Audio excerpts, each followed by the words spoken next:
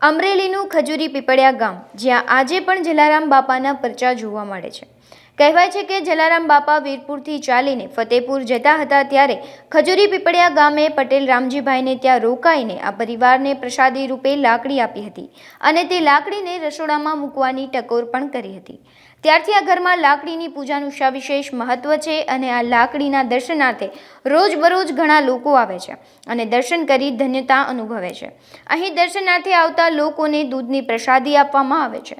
જો આ ચમત્કારી લાકડીની વાત કરવામાં આવે તો તમે તેને વેતથી માપો તો દર વખતે અલગ અલગ માપ આવે છે।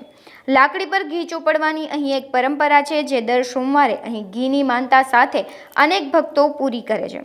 આજે પણ રામજી બાપાના ઘરના તમામ સભ્યો જલારામ બાપાની પ્રસાદીની લાકડીનું જતન કરી રહ્યા છે।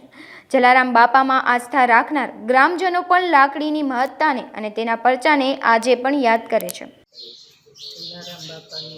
જલારામ બાપા જ્યારે વીરપુરથી ફતેપુર જતા ત્યારે હવારમાંથી નીકળ્યા અહીં બપોરે અમારે અમરેલી જિલ્લાનું ખજૂરી પીપળિયા ગામ એ સમયમાં હતું ઠક્કર પીપળિયા નામ ના આરામ કરવા બે હતા અને અમારા ચોથી પેઢીના દાદા એને બોલાવતા બેહવા જતા ને પછી બોલાવ્યા અમારા ઘરે આવતા પછી ફતેપુર હાલતા થતા અમારા દાદાના ભાવથી રાત બે રાત રોકાય ને વાડીએ છે ત્યાં નાવા ધોવા જાય ટિફિન મગાવે ખાય।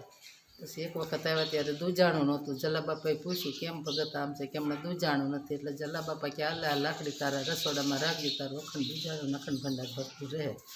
હાલની તકમાં અમારી ચોથી પેઢી મારા છોકરાઓ પાંચમી પેઢી છે હાલની તકમાં અમે રસોડામાં રાખી છે લાકડી। તાલુકાના ખજૂરી પીપળિયા ગામે અબતકની ટીમ પહોંચી ગઈ છે। અહીંયા મિત્રો એક જલારામ બાપાની લાકડીના હું તમને દર્શન કરાવવા માગું છું। જે આપણે જોઈએ કે જલારામ બાપા જ્યારે વીરપુરથી ફતેપુર જતા ત્યારે અહીં એમની એક લાકડી રાખવામાં આવેલી છે અને બાપાએ અહીંયા વિસામો પણ લીધેલો છે। આ ખજૂરી પીપળિયા ગામ જેને આપણે પહેલાં ઠક્કર પીપળિયા કહેવામાં આવતું પરંતુ કુકાવા તાલુકાના ખજૂરી પીપળિયા ગામે અહીં જ્યારે વીરપુરથી જલારામ બાપા ફતેપુર જતા ત્યારે વિસામો પણ લેતા હતા અને એક ભાઈની ઘરે લાકડી પણ મૂકેલી છે જેના તમને હું દર્શન કરવા માગું છું। અને બાપાએ એમ પણ કીધેલું હતું કે જ્યારે કોઈ પણ દૂધાણું હોય કે દૂધાળા પશુઓ હોય એનો આપણે કોઈ દી ટૂંકમાં વાંધો નહીં આવે અને હંમેશા સતત ને સતત દૂધાણું આપણે ત્યાં વરસતું રહેશે અને બાપાએ વચન પણ આપેલું છે। તો જોઈએ આપણે ખજૂરી પીપળિયા ગામમાં જલારામ બાપાની લાકડી।